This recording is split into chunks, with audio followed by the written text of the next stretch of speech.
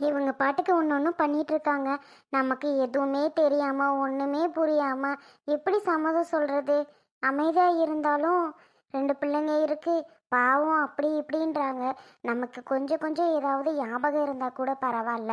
எதுவுமே ஞாபகம் இல்லாம டக்குன்னு இவங்கள தான் பண்ணிக்கணும், இவங்க தான் உன் பிள்ளைங்க அப்படின்னு சொன்னா நம்மளால எப்படி ஏத்துக்க முடியும்? இன்ன வரைக்கும் ஏத்துக்கவே என்னால முடியல. இவங்க பாட்டுக்கு திடீர்னு மேரேஜ் பண்றேன், அதை பண்றேன், இது பண்றேன்னு சொல்லிட்டு இருக்காங்க. ஷோ, பிடிக்கலன்னு சொல்ல முடியல. அர்ஜுன் அவங்கள பார்த்தா பாவம் போல இருக்கு, மூஞ்ச பாவம் போல வச்சிருக்காங்க. சரி, ஒருவேளை இப்படி இப்படிலாம் நடந்திருக்குமோ அப்படின்னு நினச்சி பார்த்தாலும் என்னடா இது இப்படிலாம் நடந்திருக்கான்னு தோணுது.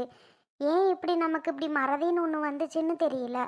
ஷோ, என்னதான் செய்யறதுனே தெரிய மாட்டுக்கே. இதை நினச்சி நினச்சி குழம்பி மண்டை குழம்பி சீக்கிரம் போய் சேர்ந்துருவேன் போல. ஷப்பா, இப்போ புதுசா கொஞ்சம் ஒரு 2 3 நாள் தான் தெளிஞ்ச மாதிரி இருக்கு. டக்குன்னு உனக்கு ஒரு கல்யாணம், உனக்கு ஒரு கல்யாணம், நீ அவங்க வீட்டுக்கு போகணும், அங்கே போகணும், இங்கே போகணும்னா எப்படி நான் போக முடியும்? சப்பப்பா, முடியலையே. அந்த பிள்ளைங்க வேற பாவமா இருக்கு. அம்மா அம்மான்னு என்ன சுத்திட்டே வருதுங்க. நான் தான் அம்மான்னு நினைக்குதுங்க. அப்ப நானா தான் அம்மா இருப்பேன் போல. ஆனா நம்மளால ஏத்துக்க முடியலையே. பிள்ளைங்கள பார்த்தா பாவமா இருக்கு. ஒரு பிள்ளையும் இல்லை, 2 பிள்ளைங்க வேற. என்ன பண்ணுறதுனே தெரியல. சேலை எடுத்து வச்சுட்டு நாளை கல்யாணம், நாளை கழிச்சு கல்யாணம்ன்றாவ. எப்படி இதை நான் ஏற்றுக்க முடியும்? முடியாதுன்னு சொன்னாலும் அம்மா கண்டபடி திட்டுது.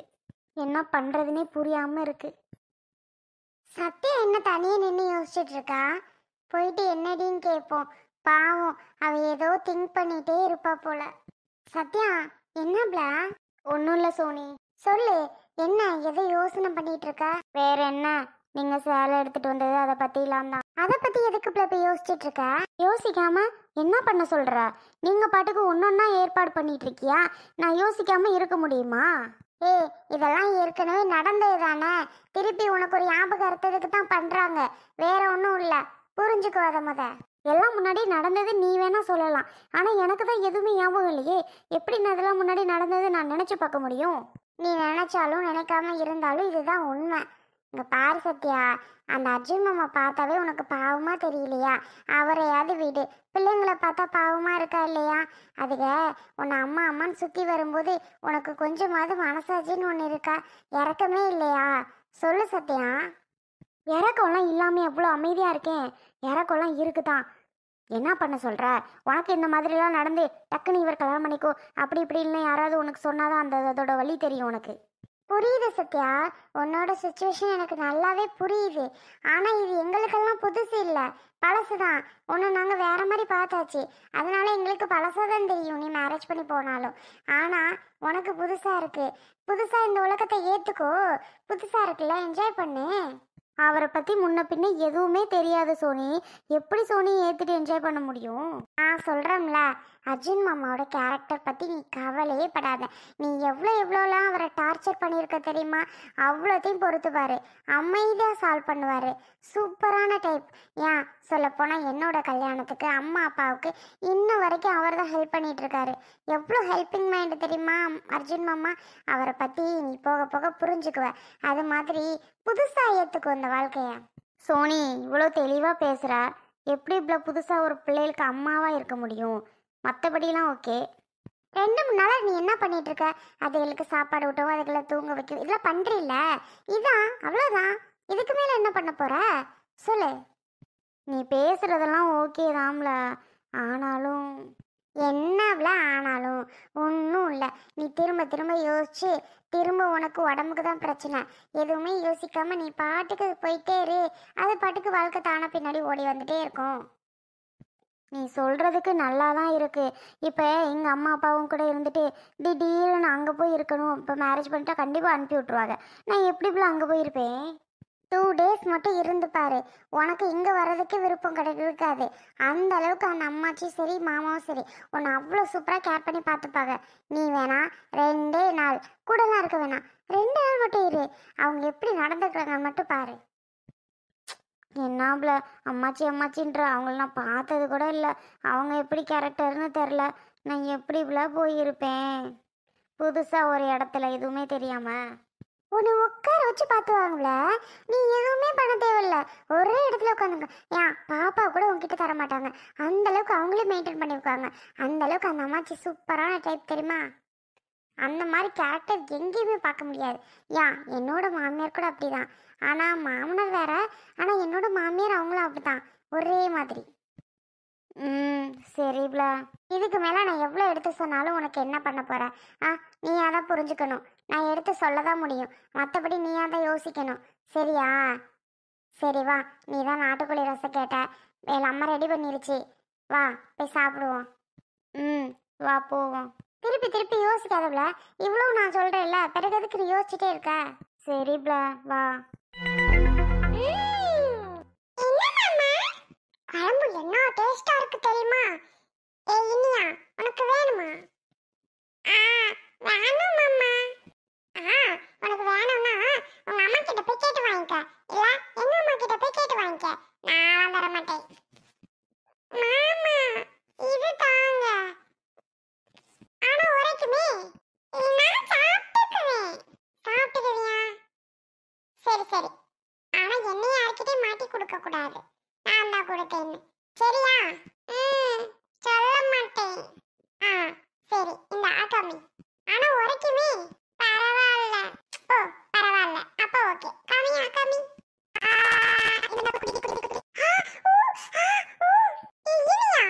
எதுக்கு பாலுறா?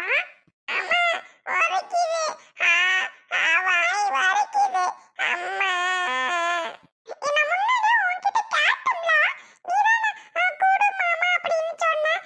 இப்ப என்னடானா உரைக்குதுங்கறா. நீ காட்டதானே குடிச்சா, நானே உனக்கு தந்தேன். இங்க பாரு, இப்ப யாராவது வந்து கேட்டாங்கன்னு வையா, நான் கொடுத்தேன்னு சொன்னா ஆட்டி வாங்கிடுவ. அழுகாதப்ல, அழுகாம இரு, அடிச்சு போட்டுருவேன். இனியா என்னமாச்சு? டேய் டேய் குட்டி மாப்பிள்ள, ஏன்டா பிள்ளை அழுகுது? அப்பா அப்பா. சொல்லாத, அடி வாங்கிடுவ சொன்ன. என்னம்மா இனியா சொல்லு, என்ன ஆச்சு? மாமா இந்த குழம்பு குடிக்க சொன்னுச்சு, குடிச்சேன்னா உரைக்குதுப்பா.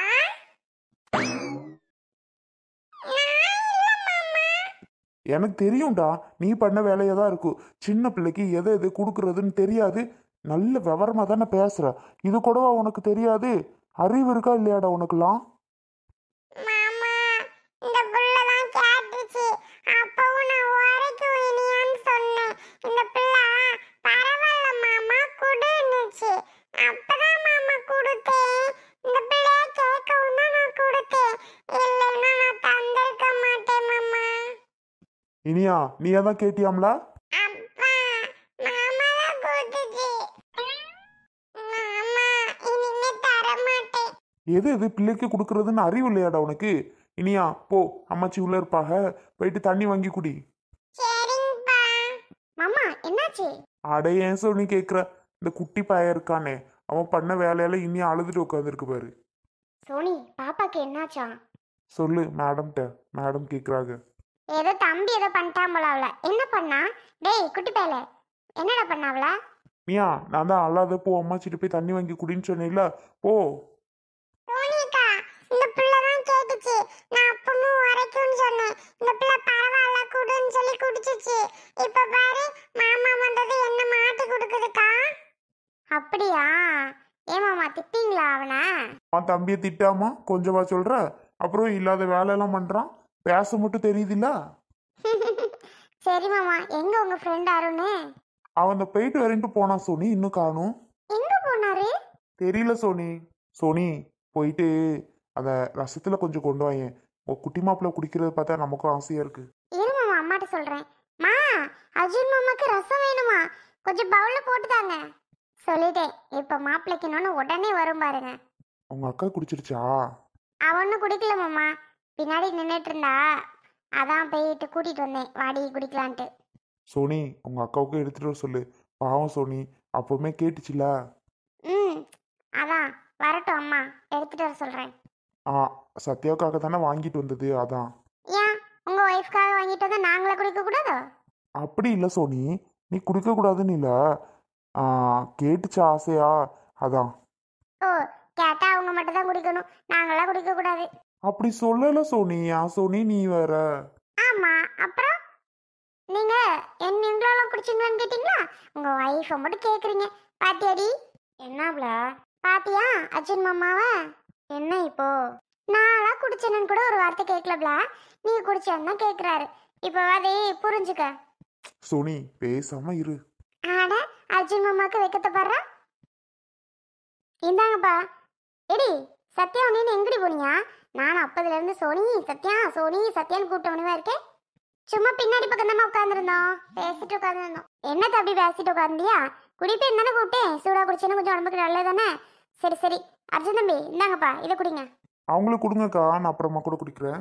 நீங்க பிடிங்க, அவளுக்கு நான் ஊத்தி தாரேன். அலை உனக்கு எப்பவே ஊத்தி கொடுத்தேன், இன்ன வரைக்கும் என்னடா பண்ணிட்டு இருக்க? அவன் ஒரு பெரிய பஞ்சாயத்தை கூட்டிட்டு இருக்கியான். உங்க பேத்தி அழுகிறது பாருங்க. இனியா எதுக்குமா அழுகுற? எல்லாம் ஆசை மகன் பண்ண வேலை. அந்த பிள்ளை என்னடா ஒண்ணு உன் கூட தானே அழகா உட்காந்து விளையாண்டுட்டு இருந்துச்சு. ஆகாத விளையாட நீ நல்லா பாப்ப, எனக்கு தெரியும். ஒழுங்கா உட்காந்து விளையாடு. இந்த பிள்ளை ஏதாவது வம்பெழுத்துட்டு கோர அழுதுட்டு உட்காந்துருக்கு. குடிச்சியா என்ன? குழம்பு வைக்க விட மாட்டேன்ட்டா, குடு குடு குடு குடுன்னு இப்ப அப்படியே வச்சுட்டு உட்காந்துருக்கா.